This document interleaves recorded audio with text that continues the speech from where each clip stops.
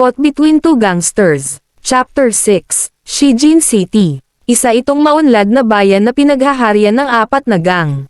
Four Beasts ang tawag sa malalaking grupo na iyon. Marami ang naghahangad na maging miyembro nila. Sa katunayan ay may mga lumilipat sa Shijin City sa pag-asa na mapabilang sa alinman sa 4 na grupo. Sa north part ng Shijin naghahari ang Black Tortoise Gang. Sa south naman ang Red Phoenix, sa west ang White Tiger at sa east ang Silver Dragon Gang. Pagdating sa lakas at impluensya ay halos pantay-pantay sila. Meron silang mga negosyo, both legal and illegal. Mayroon ding sariling paaralan kung saan nag-aaral ang mga anak ng miyembro nila. Nagkakaiba lang sila sa mga batas na ipinapatupad sa kanilang samahan. Iba-iba rin sila ng paraan kung paano mag-recruit ng mga miyembro. Sa ngayon ay maganda ang samahan ng 4 na grupo, pero dahil kada taon ay nagkakaroon sila ng rangkang, may ilan sa mga miyembro nila na nagkakainitan. Ano bang problema mo? Angle ng lalaking long hair sa isa pang lalaki na nakasalamin. Wala kayong karapatan pagsalitaan ng hindi maganda ang Black Tortoise. Sagot ng nakasalamin. Bakit niya pinagtatanggol ang Black Tortoise? Fan ba siya? Pabulong na tanong ni Wendy kay Jenna. Pinagmasdan ni Jenna ng mabuti ang lalaking nakasalaman. Wendy, parang pamilyar siya sa akin. Parang nakita ko na siya. Saan naman? Sino ka ba? Tanong ng lalaking semi-kalbo. Tiningnan nito ng masama ang nakasalamin na lalaki. Hala, Jenna, mag-aaway pa ata sila, nag-aalalang sabi ni Wendy. Kumuha na sila ng atensyon. Iyong ibang customer ay napapatingin ang Q1 sa kanila, samantalang ang iba naman ay umaalis na. Gumawa ka ng paraan, Jenna. Sabi ni Wendy sabay tulak kay Jenna. Lumapit na nga si Jenna sa mga ito. Sandali lang po, kung mag-aaway kayo, huwag dito. Tiningnan siya ng masama ni semi-kalbo. Huwag kang ang makialam dito. Sabi nito sabay tulak ng malakas sa kanya. Nawalan ng balanse si Jenna. Natambo siya. Mabuti na lang, nasalo siya ng lalaking nakasalamin. Salamat, sabi niya bago siya tumayo agad. Binalikan niya ang nanulak sa kanya. Bakit mo ko tinulak? Bakit? Lalaban ka. Inambihan siya nito. Tama na yan. Sa wakas ay nagsalita na rin si regular customer. Tumayo ito at binigyan ng masamang tingin ang kasama niya na nanulak kay Jenna. Ano bang problema mo? Bakit mo ba ko pinipigilan?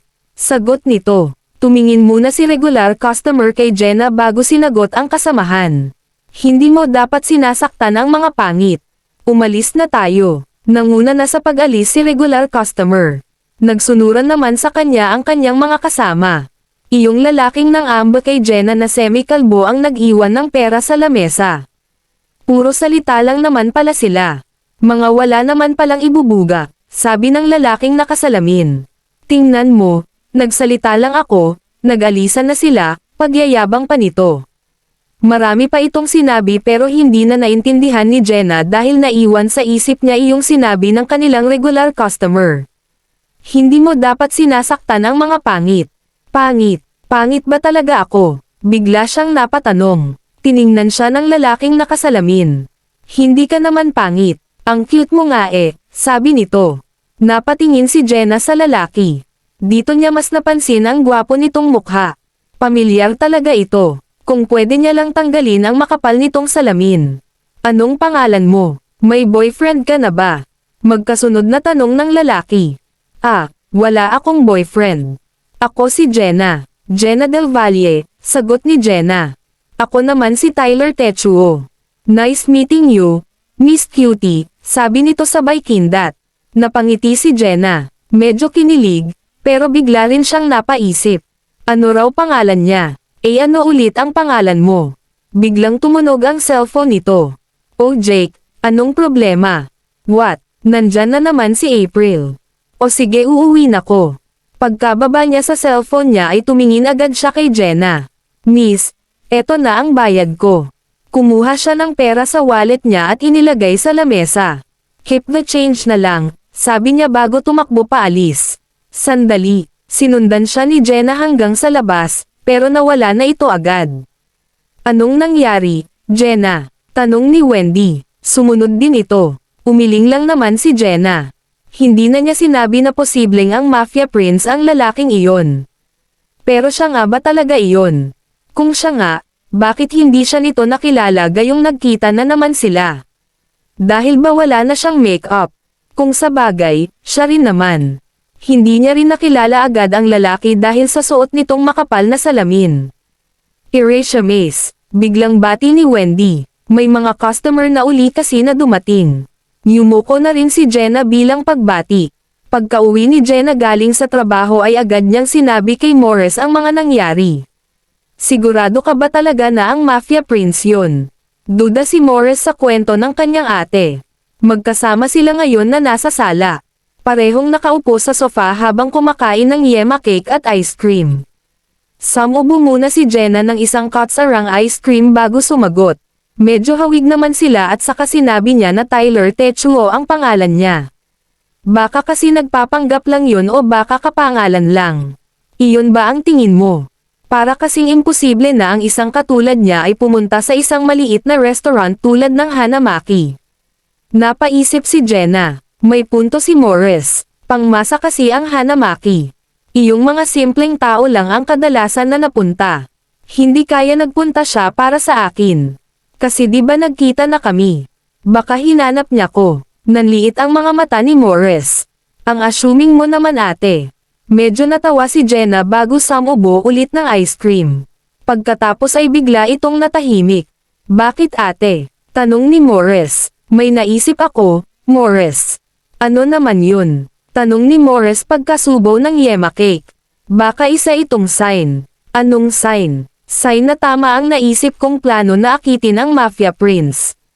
Napailing si Morris. Kontra talaga siya, pero si Jenna ay tila nabubuhayan ng dugo. Tingnan mo, Morris. Tadhana na ang gumawa ng paraan para magkita kami ng Mafia Prince. Ibig sabihin ay tama lang na ituloy ko ang aking plano. Ano bang sinasabi mo? Hindi pa nga tayo sigurado kung iyong lalaking iyon nga ang Mafia Prince, di ba? Siguradong siya na iyon. Ang maimpluwensyang Mafia Prince na magiging susi sa pagpasok ko sa Black Tortoise Gang. Ano kayang itatawag ko sa kanya kapag naakit ko na siya at naging kami na? Boss Tyler kaya o Tyler my love? Napakunot ng noo si Morris. Pwede ba ate, tigilan mo nga ako sa mga pa my love mo. Kung suportahan mo na lang kaya ako. Baka gusto mong hindi ka na makakin ng yema cake. Tinarayan na ni Jenna ang kapatid. Tinakot pa. Bahala ka na nga. Tumahimik na lang si Morris at nagtuloy sa pagkain. Ang problema ko ngayon ay kung paano ko uli siya makikita, pagpapatuloy ni Jenna. Magpatulong kaya uli ako kay Borge. Huwag na. Puntahan mo na lang ang Mafia Prince sa school niya, suhestyon ni Morris. Napatingin sa kanya si Jenna. Alam mo kung saan siya nag-aaral. Malamang sa Mount Hart University. Doon kasi napasok ang mga member ng Black Tortoise. Talaga, paano mo nalaman? Ngumiti si Morris. Ako pa ba? Marami akong source. Hindi ko nga lang sinasabi sa'yo dati dahil alam ko na magagalit ka. Bukod sa school nila, ano pa ang mga nalaman mo? Tanong ni Jenna. Confident na sumagot si Morris. Alam mo ba na sa lahat ng gang, Black Tortoise ang may pinakamahirap na paraan para maging miyembro? Para makasali sa gang nila, kailangan ng sapat na lakas at husay sa pakikipaglaban. Mapapatunayan iyon kung makakapasa sa Tortoise exam na ginagawa kada taon.